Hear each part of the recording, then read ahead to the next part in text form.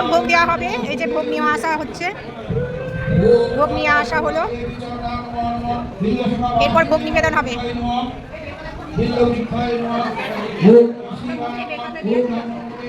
অঞ্জলি complete হলেই ভোগ নিবেদন হবে। আমার দিদিও চলে এসছে, কালকে মেয়েদের সঙ্গে দেখা হয়েছিল পান্ডাদের সঙ্গে। এখন ভোগ নিবেদন হবে, তারপরে আবার এরপরে আবার পুজো শুরু হবে। ভোগ নিবেদন হয়ে যাওয়ার পরে তারপরে প্রসাদ বিতরণ হবে।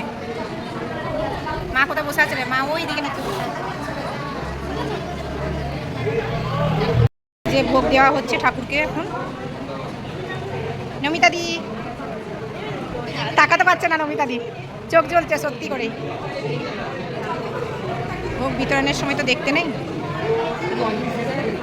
এই যে আমার মা সিঁড়ি দিয়ে উঠছে এখন। এই যে মাকেও আজকে নতুন শাড়ি পরে নিয়ে চলে এসেছি, অষ্টমী পুজো, আর মাও চলে এসছে। সবাই মিলে আজকে কত লোকজন, সবার সঙ্গে দেখা, পুজো অনুষ্ঠান এসব হলেই তখন সবার সঙ্গে দেখা হয়। তাহলে হাসো, একটু হাসো।